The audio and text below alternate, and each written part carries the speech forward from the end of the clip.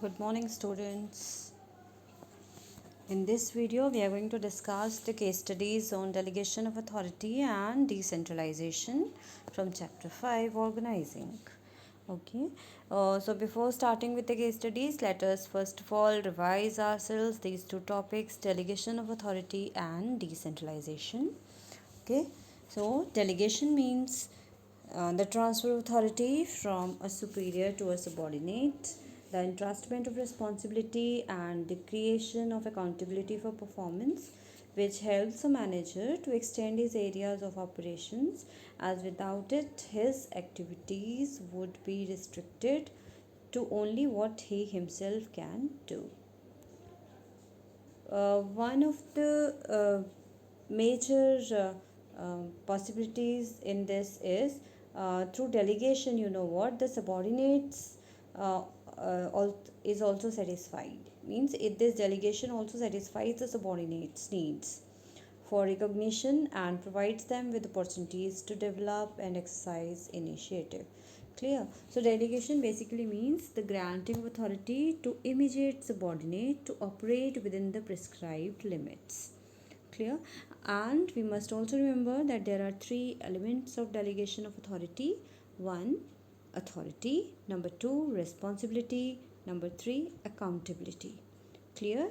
Authority means the right of an individual to command his subordinates and to take action within the scope of his position. We must remember this. Okay, and this, the concept of authority, it arises from the established scalar chain. I think you all remember what is scalar chain. Clear? So authority flows from top to bottom. Means here the superior has authority over the subordinates. Clear?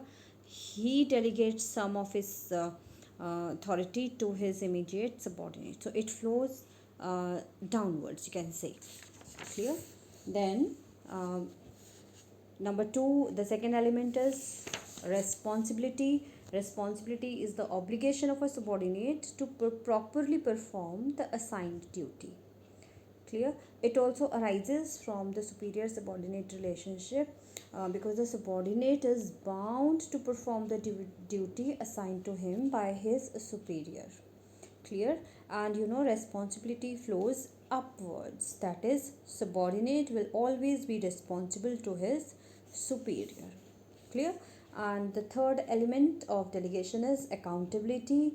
Accountability means answerable for the final outcome of the assigned task. Clear? So accountability uh, flows, it also flows upwards. A subordinate will be accountable to a superior for satisfactory performance of the work. Clear? The subordinate will be expected to explain the consequences of his actions or omissions. So one thing I'm going to add, like this accountability cannot be delegated at all. We have to fulfill what is being whatever the responsibility is given to us. We are answerable for whatever job is given to us. We are responsible for, we are accountable for the final outcome of the task or the job what is given to us. Clear? So these are the three elements of delegation of authority. Another concept which we are going to cover is the decentralization. Decentralization, you know, in many organizations, the top management plays active role in taking all the decisions, and there are some organizations where this power is given to even the lower levels of management. Okay, those organizations in which all the decision making authority lies with the top management, these are termed as centralized organizations. And those organizations in which this authority is shared with lower levels are known as decentralized organizations. So there are two terms, centralized and decentralized. Okay, so here from there we are going to get the term centralization and decentralization. So you can say centralization means where all the decision making authority lies with the top management, that is a centralized organization, or that is the meaning of centralization. And decentralization means where the systematic delegation of authority is done throughout all the levels of the management and in all the departments. Here this decision making responsibility is divided. In decentralization this is divided. Clear? So we have also seen its importance of decentralization's importance, like it gives relief to the top management. They may focus on more important areas basically. Clear? It also gives them it also gives the subordinates to develop initiatives. They also become confident. Clear? And the main importance of decentralization is that whenever a decision is required to be taken, it can be taken there and then. That is the main thing of decentralization. We are not supposed to wait for the scalar chain to be covered while taking the decisions. Clear? So let us focus on the cases now. I have 3 cases in this video for you to discuss. And before starting with the cases, let us first of all remind ourselves that while solving a case study, we have to first of all go through the question part. Clear? And after that, we are going to read the question, the case which is given, the para which is given. Because first, by reading the question first, we may get the hint what can be asked in the case. We may sometimes get clue to the answer also from the question itself. Clear? So first of all, we'll be reading the question, then we'll be focusing on the para. So here goes case study 1. Okay, you can see there are 2 parts. The upper part is the para, and at the end we are given 2 questions. In this case it is a 4 marks question which is will be discussed. The first part says which concept of management is used by the manager, and second part says explain the components of the concept identified. So here we have got only hint about, they are asking the concepts of management. Clear? So let us start with the case now. The manager of Sudha Industries is overburdened with the routine work and is unable to concentrate on core issues of the company. To overcome this problem, he entrusted some of his responsibilities and authority to his immediate subordinates to share some of his routine work. I think you have got the line. The second line is giving you a clear hint that which concept is being discussed here. It is he entrusted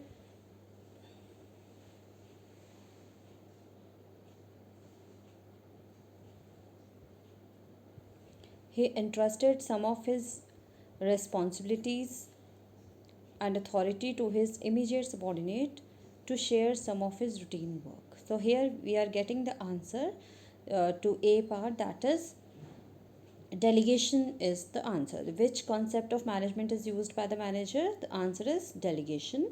And in B part, they are asking the components of the concept identified in the above. So in A part, we have identified delegations. Of course, we are going to discuss the elements of delegation. So we know the answer. There are 3 elements or components of delegation, that is authority, responsibility and accountability. Let us see how we are going to write the answer. Here is the answer. A part, we are writing delegation. B part, the elements or components of delegation are given: authority, responsibility and accountability. Now the question says that we have to explain the concept, so we have to give meaning briefly of authority, responsibility and accountability. Clear?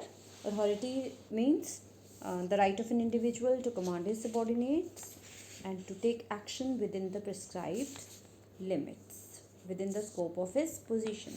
Clear? So authority means right to command. It flows downward from superior to subordinate. Clear? And the second is responsibility. Responsibility means obligation to perform an assigned task. It flows upwards from subordinate to superior, because we know that a subordinate is responsible to his superior, and responsibility cannot be delegated.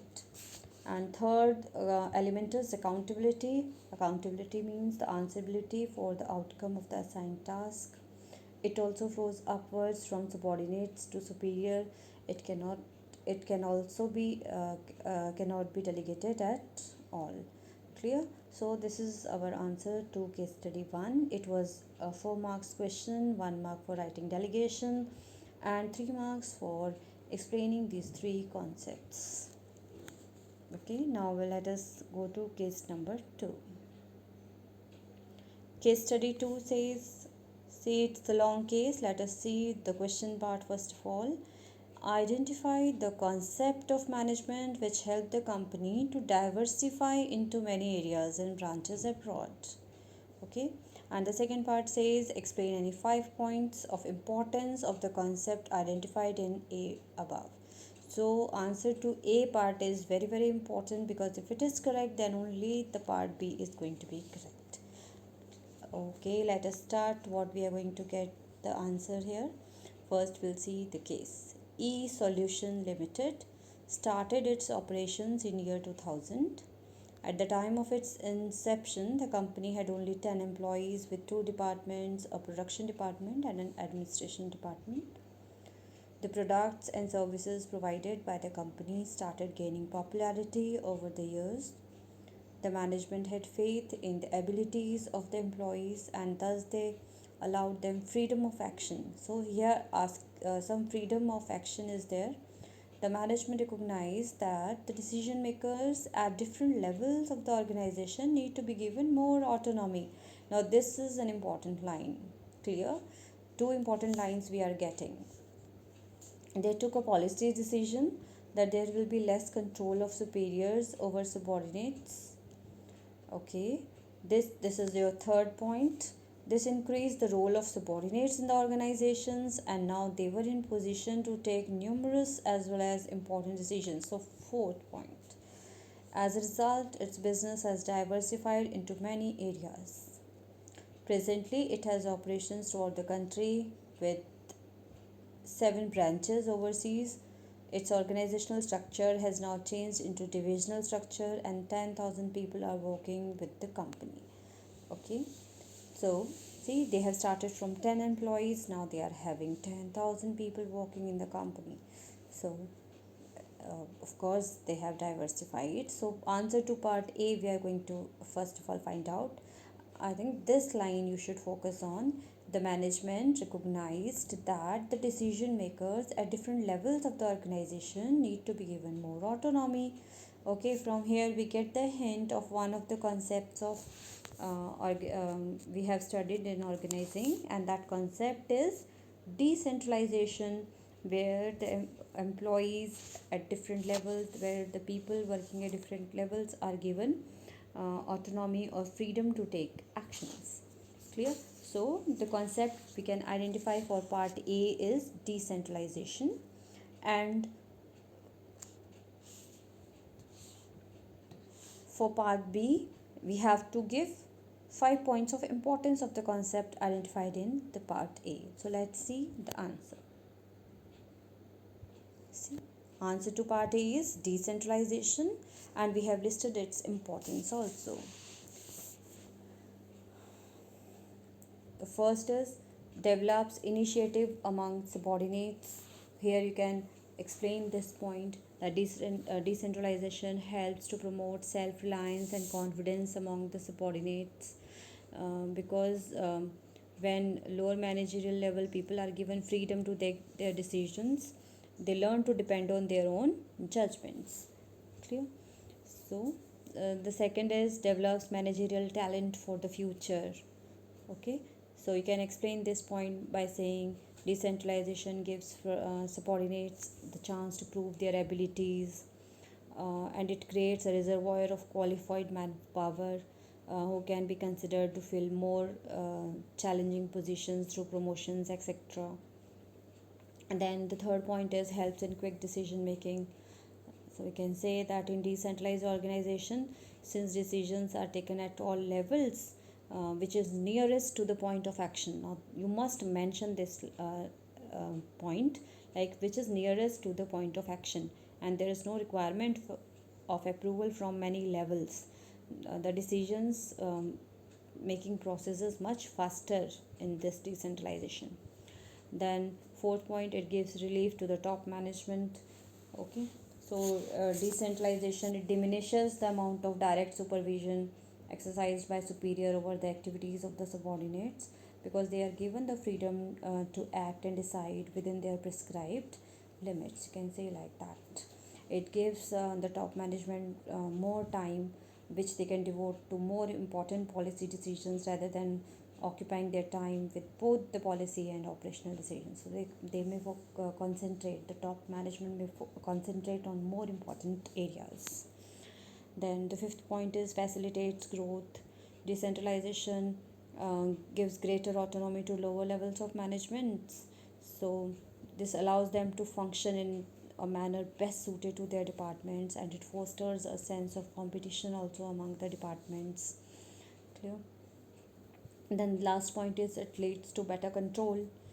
Clear. Decentralization makes it possible to evaluate performance at each level, and departments can be individually held accountable for their results.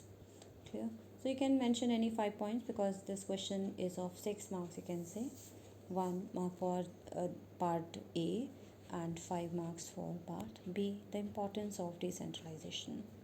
Now let us start with another case, that is case 3. Case 3, let's see the question part first of all. Here also, identify the concept followed by Kavita Ghai which helped her to open the new branches of the restaurant. And B part says also explain briefly any 2 points of importance of the concept identified in A above. So it can be a 3 marks questions. It has come in the year 2019. It's a board question. So let's see. Read the case first of all. Kavita Ghai was the managing director of a restaurant in Lucknow called Healthy Kitchen. The restaurant was doing well and the volume of work started increasing slowly and steadily. Kavita Ghai was not able to manage all the work on her own. The increasing magnitude of work made it impractical for her to handle all by herself. Moreover, her objective is to open more branches of this restaurant at different places. She appointed Nikhil Gupta as general manager of Healthy Kitchen, Lucknow, and gave him the right to command his subordinates and to take action within the scope of his position. For smooth running of the restaurant, she also gave him authority to hire and train the staff as per the requirements. Kavita Ghai was satisfied with the work of Nikhil Gupta and was able to open other branches of restaurant in Agra and Kanpur also. Okay, now here we have to identify the concept which is followed by Kavita Ghai. So you can see she has delegated some of his authority to his general manager, that is Nikhil Gupta, whom she has appointed.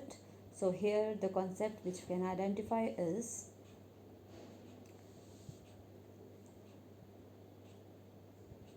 the delegation of authority. Clear? So in part A we have the answer delegation of authority. For part B we are going to give its importance. See what is the answer. See, in part A we are going to write delegation of authority. We are going to get 1 mark for writing this. Then we have to give its importance. You can see there are 6 points of importance given in the book for writing this answer. According to the marks you can give the points, you can mention the points. I have mentioned all the 6 points here, but we have to explain also. The first point is effective management, like by empowering the employees the manager are able to function more efficiently as they get more time to concentrate on more important areas. They get freedom from doing their routine work. It gives them opportunities to excel in new areas. Clear? Number 2 is employee development. Because of delegation only, employees gets more opportunities to utilize their talent. It allows them to develop their skills, those skills which enable them to perform complex tasks, and they assume those responsibilities which help which are going to improve their career prospects. And then third point is motivation of employees. Delegation helps in developing the talent of the employees. It gives them psychological benefits also. So their self-esteem is developed, their confidence also improves. Okay, then fourth is facilitation of growth. Delegation helps in expansion of an organization by providing a ready workforce to take up leading positions in new ventures. And fifth point is basis of management hierarchy. Delegation of authority, it establishes superior subordinate relationships, which is the basis of hierarchy of management. So it is the degree and flow of authority which determines like who is going to report to whom. Then the sixth point is better coordination. The elements of delegation, uh, they help to define the powers, duties, and answerability related to various positions in the organization. It helps in avoiding, they help to avoid overlapping of duties and duplication of efforts. So there is clarity in reporting relationships, in which help in developing and maintaining effective coordination among different departments at different levels of management. Okay, so you can mention any 3 points according to the any number of points according to the marks. Okay, so in this video we have discussed 3 cases. Okay, I hope uh, these are going to help you in your exams. Thank you.